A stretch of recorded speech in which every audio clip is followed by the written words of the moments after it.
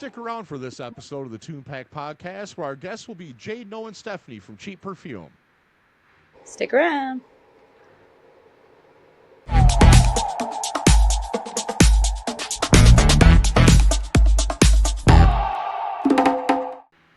Welcome to the Tune Pack Podcast. I'm your host, the punk rock pop, Lee Pierce. And today we are joined by Jane, Noah, and Stephanie of Cheap Perfume. Thank you so much for being on today. Can you do me a favor and introduce yourselves, please? Sure. Yeah, thank you so much for having us. I'm Stephanie Byrne. I am a singer at Cheap Perfume. And I'm Jane Note. I play guitar and sing in Cheap Perfume. So tell me a little bit about how long each of you have been in the music industry in bands or what, and how long the band has been together. Okay. We formed, Cheap Perfume formed in 2015, actually. We've been around for a while. And we had played our first show that September of 2015. So the world has changed quite a bit since then. And then we've both been in bands for a lot longer than that. That's actually how we met a long time ago. Before Cheap Perfume was ever a thing, our previous bands had played together in the, I don't know, kind of like the early, not quite the early 2000s, maybe around like 2009 to 2010-ish. I can't really remember, but we were both in other projects, and that's kind of how we met. And then we reconnected later, right before Cheap Perfume came about. That's cool. I didn't know. I don't think I've heard anything from your other bands. I'll have to look into them. I always love finding bands that are, well, most bands are built from other bands, especially as you get older, you move on and change as an artist and as a person, and getting to track back where they came from is always fun, because there's nothing better than discovering a new band and there's, 10 years worth of material out there that you've never even heard of. And it's like, everybody's, the worst, then they're already done though. And then you're like, well, I can't hear anything more, but I can sit down and enjoy this entire new catalog of music. So that's really cool. So you mentioned the band started back in 2015, and the world was a different place back then. You're really known for this. How I found you was like songs like "It's Okay to Punch Nazis." So you've always been a political and a socially active band, and you put, real feelings and thoughts and your own traumas into these songs. Is that something you always intended, or is it sort of a byproduct of what this administration has caused? I think it's kind of like a mixture of both. I think it's, we had always talked about writing from our own experiences and about our own experiences from the start. And I think that the depth of vulnerability that's come to has been a learned thing for us, and something special that we've kind of developed together and individually. And then I think that politically, definitely, I don't think any of us thought it could get this bad, logically, but we all also kind of knew it would get this bad. So I think that there has been a lot of want to continue to express anger within that. What do you think, Jane? Yeah, I agree with that. And I feel like when we formed in 2015, we knew we wanted to write about feminism. And at the time, if you remember this, it's before Donald Trump was elected the first time. He was running for president. And so all of these horrible things he was saying were coming up. Sometimes you just got to grab him by the pussy, and other things that at the time we were like, oh, that's so horrible. And now we're like, oh, wow, we never knew it could get so much worse. But so we're like, let's talk about this. And then we wrote about it. And a lot of the songs we wrote were like, hey, this could evolve as this situation evolves, especially our song Trump Roast.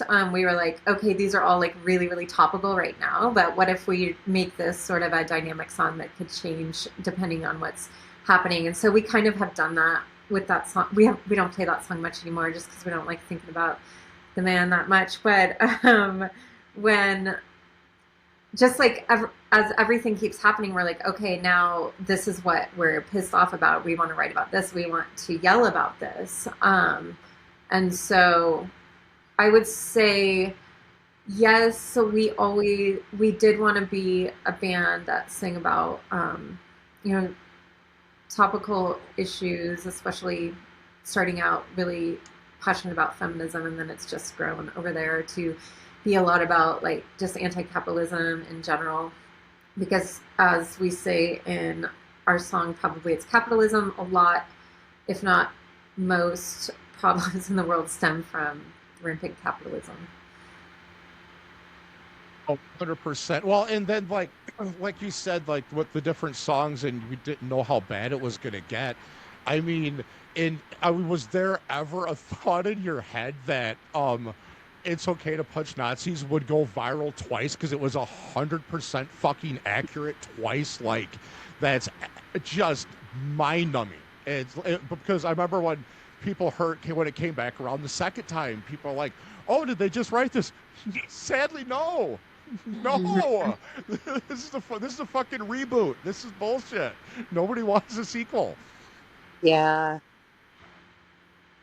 Yeah, it's one of those things that, well, I mean, and every time that song starts surging again, like we like see it in the numbers, like you know that something's happening or there's more protesting, and I think that that's like it just I don't it just remains so apt. Um, almost I don't know, what is it, 9 years later? Like that's just it's pretty scary. But again, I think that it's like the truth that like people have been saying for a long time, that if we let things slip into this space, they will absolutely slip into this space, and here we are. Yeah, people don't heed warnings. They don't heed warnings. I mean, it's horrible. I mean, and the thing that I really love about your music in particular is you're taking serious topics and you're doing it still like in the old, I grew up listening to anarcho crust punk stuff of the Midwest, everything off Profane Existence and all of that. And a lot of that isn't as accessible to a lot of people. It could be scary if you're not part of the scene. And you being such a strong feminist driven band that the politics, of course that's part of it. I feel like it makes it more accessible to people, and I think that's incredible because you've got such a great message and you put it all out there. And I just personally want to say I appreciate what you do, and I think it's wonderful, and it's impressive, and it's really cool. Hmm. We hope that it makes people feel less alone because, there are so many times watching the news when you are like, am I insane? Am I the only person who feels that this is not okay? Um, and no, you're not alone. And I think actually most people um, are probably appalled by this, but there's a lot of loud, powerful people who do want you to think that this is normal.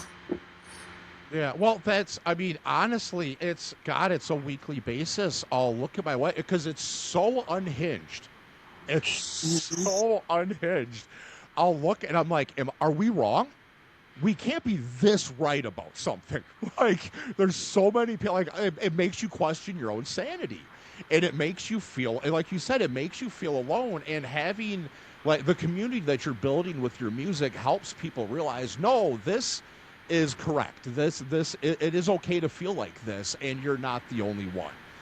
And I mean, that's a big, I mean, I don't want to say a burden, but that's a lot of responsibility to carry for anyone, let alone a band. You're creating art. I mean, art is, of course, art is political. It's supposed to be important. And so, I mean, that's going to come along with it, but it's got to, does it ever feel like, um, is it, God, is it as cathartic, or sometimes does it feel like it weighs on you? Like when you get off stage, are you able to put it out there, or does it almost sometimes feel like it's coming back on you from having to bring that up again and again? I think that like one thing I always really understand about music, and especially like certain audiences for sure, but every show is that like music like is an exchange of energy, and it's like such a cool thing that we get to share with each other, because like we couldn't do it without like people, and people, you know, like wouldn't have like these feelings and these shows and these like exciting times and communities, without us. And you know, it's like I guess like we're doing this together as a team. So I think that it honestly is like a moment of hope for everybody involved to get, especially like getting to like play these shows and like talk to these young folks, but having them again, yeah, even be gathered in a space where they can physically see all the people that believe in at least similar things they do. Like, I don't know, I think that you always need to have like that breath of air in the community. So that's more what I take it as. I think, and then, you know, like I think that there will always be heavier times in like sharing like heavy topics, like more, you know, like in like the sexual assault vein or anything like that. But again, like that is so relevant right now to be speaking about this, and to like in a world where like right now, like the echo chamber is that you can do whatever you want and it doesn't matter. Like that I know is so triggering to so many people. And so it's like it's just good to be reminded, you know, it's still good to be working within like your tools and stuff, and to be making sure you're being gentle with yourself, but it's good to be reminded too by your community that this isn't normal. Yeah, like you, like we're all saying, like this isn't normal. This is absolutely not fucking normal. And I'm sure No, Jane also has, or I don't know if Jane, if you have any more to add to that, but like, yeah, it's such a big topic. And I think also like everybody experiences it differently too. So, Yeah, I do think it's cathartic, and it feels good to get up there and scream about these things because they don't just go away. And I'm sure everybody, every songwriter feels like, oh wow, I was at a different place when I wrote this. So there are definitely songs like that where, like, oh, it's kind of weird to revisit the time when I wrote this lyric, or because I'm in such a different place now. But so much of it hasn't changed. And, you know, for example, It's Okay to Punch Nazis, or Put the Devil to Bed, which is about recovering from sexual assault and moving on and finding that redemption after that. And so I find it cathartic, but then there are songs that just, for some reason, the Trump Rose song, it just started to feel like we just didn't really want to put that energy out there for some reason. And so we hardly ever play that one live anymore.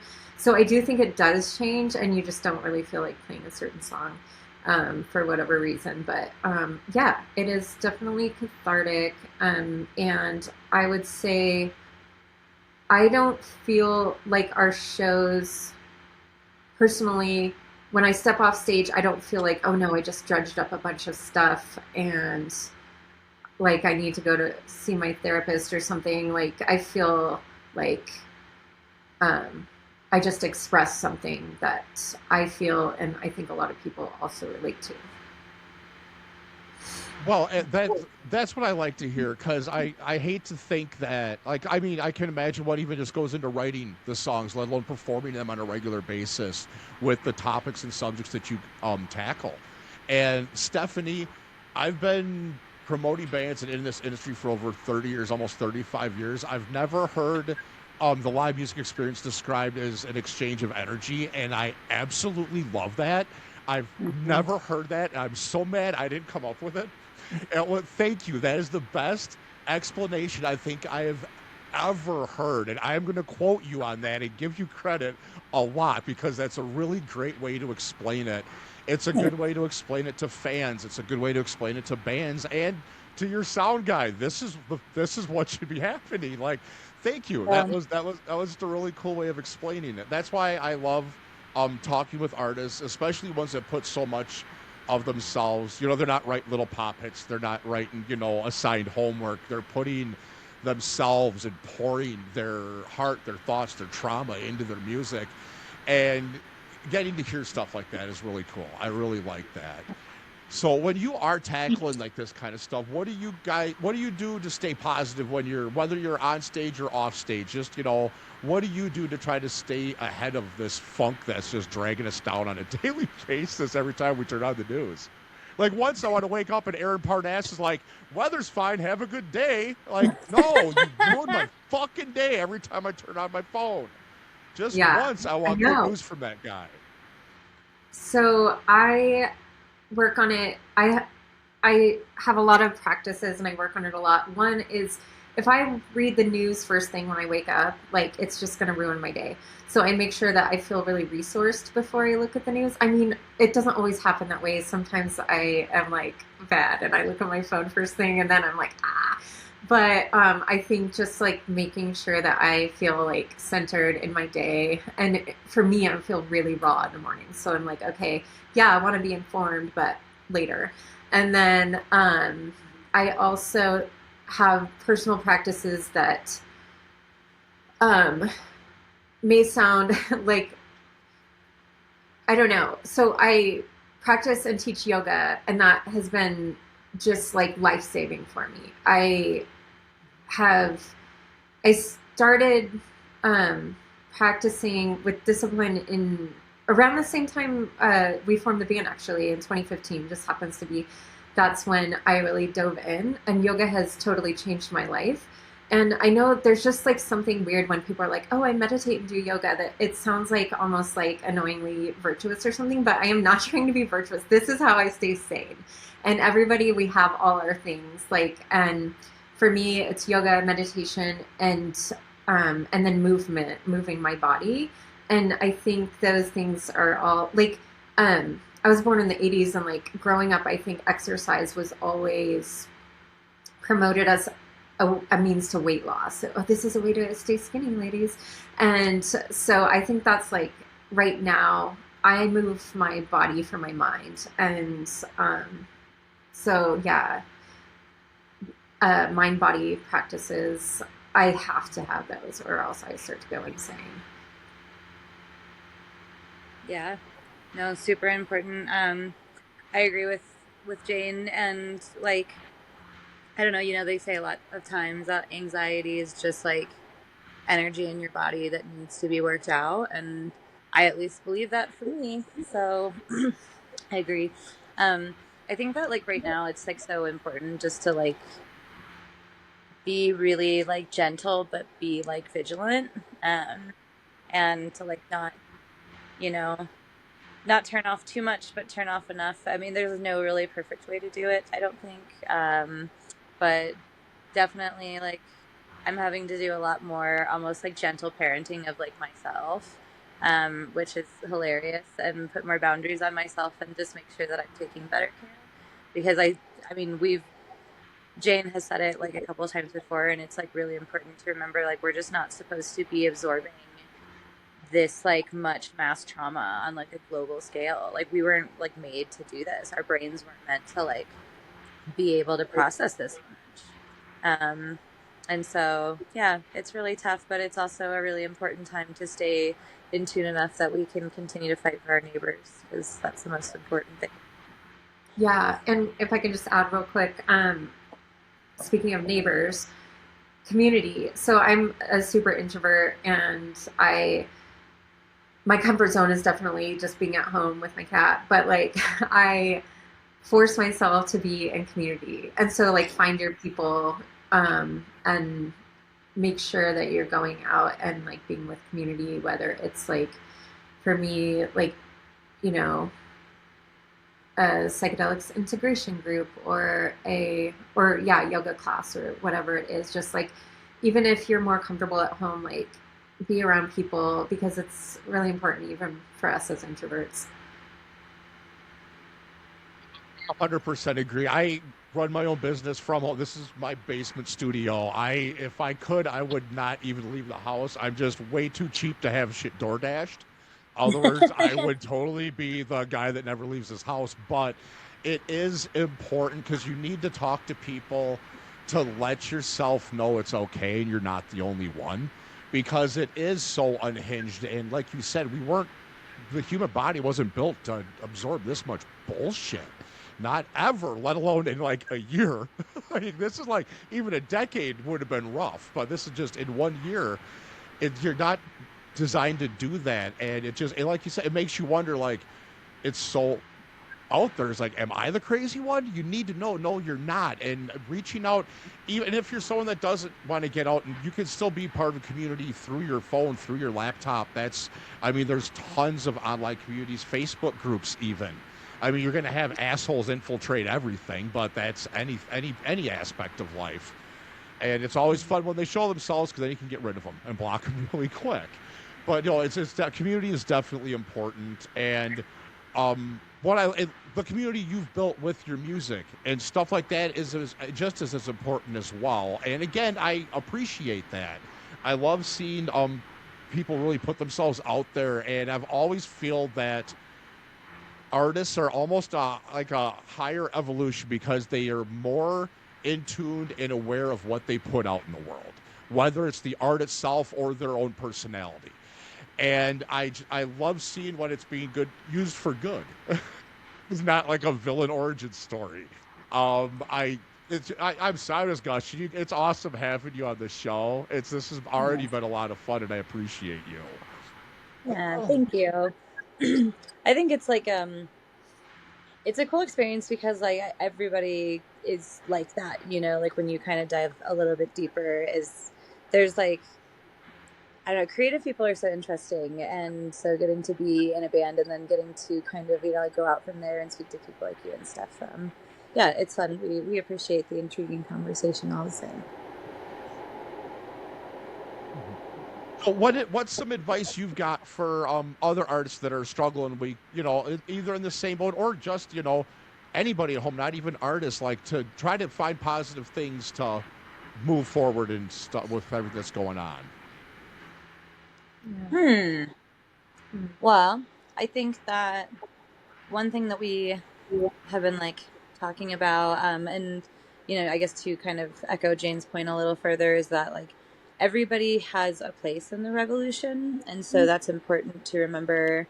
Like there's people that have different accessibility and different like ability, like to do different things, and so that's to say like if you can't be out in the streets, or if you can't be doing this one thing that seems like, you know, the thing everybody's doing, you can be calling people, you can be, you know, like you can be writing messages, you know, you can be like checking in on your local community boards and seeing what are like some needs that I can fulfill.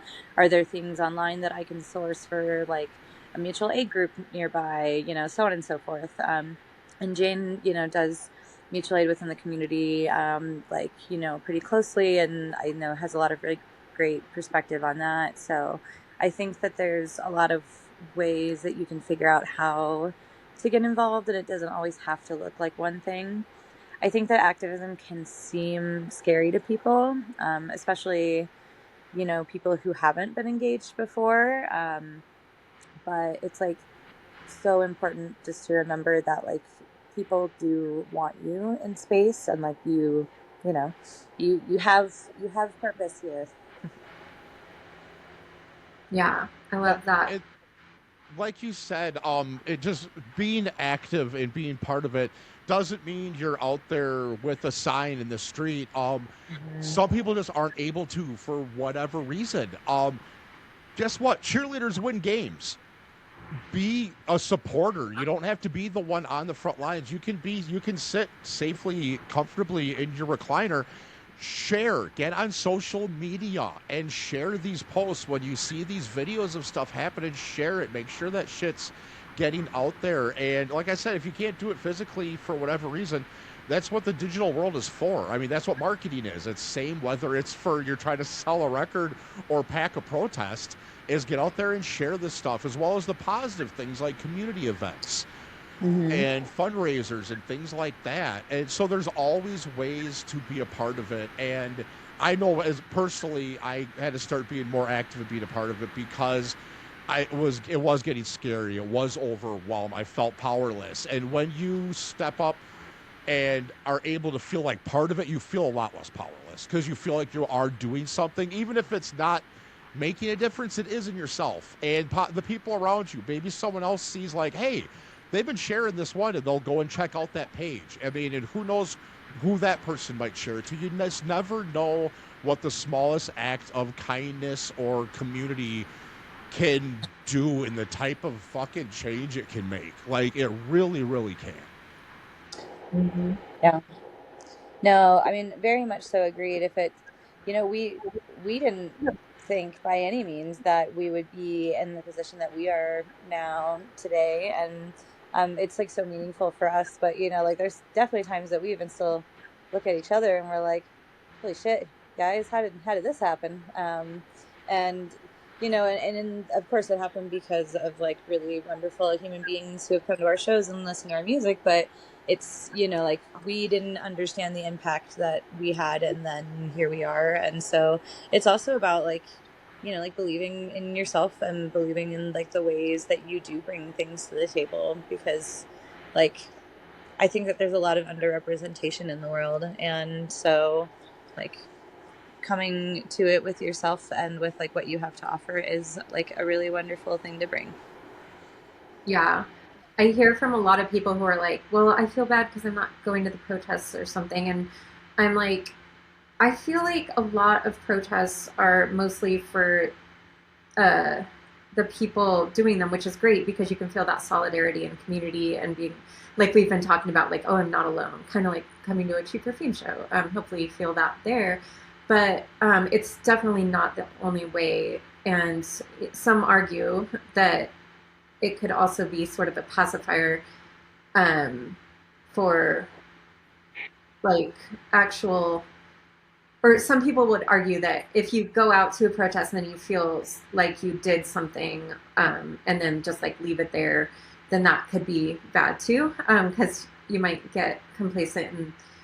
But I personally feel like the two biggest things we can do are mutual aid. So just like helping in your community, whatever that looks like for you. So maybe it's like helping unhoused people, or maybe at a domestic violence shelter, or just whatever mutual aid looks like for you.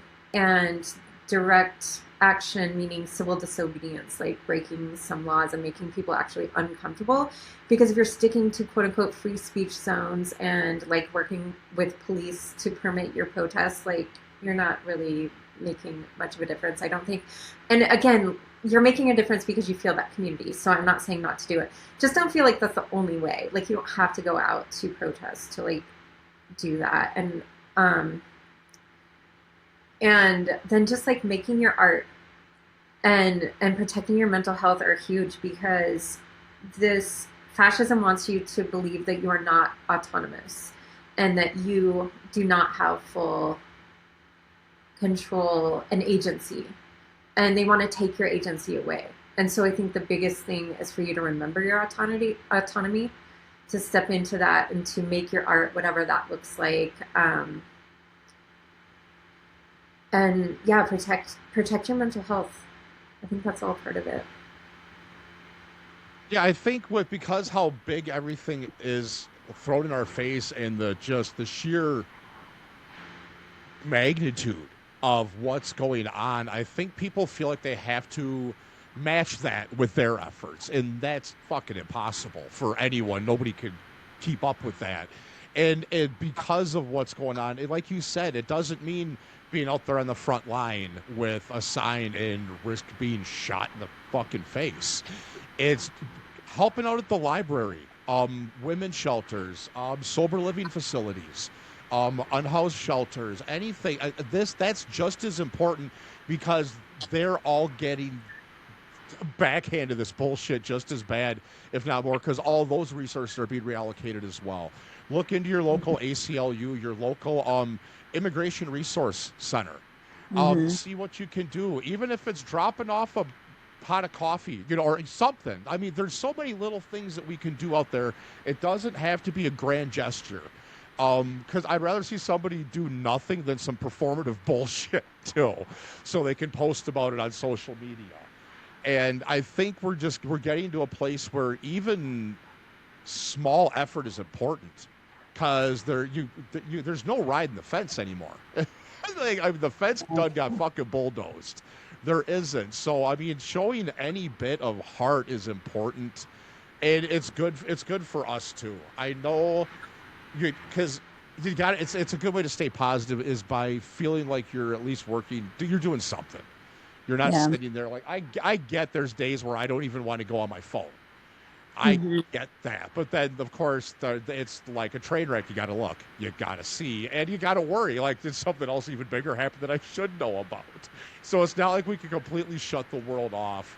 So I think you're both right. Is finding those resources, making sure that the people around you are the right people, and it definitely helps with not feeling alone.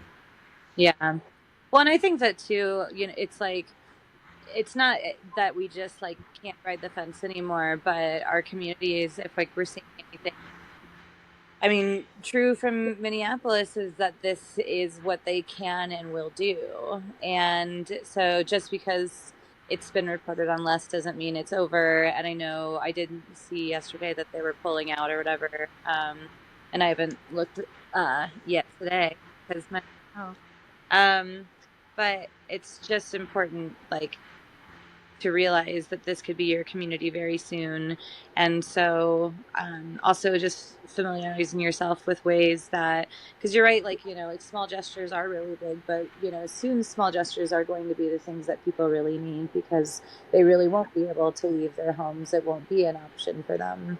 So I think it's good to keep yourself hopeful in that way too, though, that there are so many people and there are so many ways to help, and that I don't know, like, to get real like cheesy with it, like Mr. Rogers says, I think that there's a lot of helpers out there, and so, like, how do you want to be a helper? Mhm.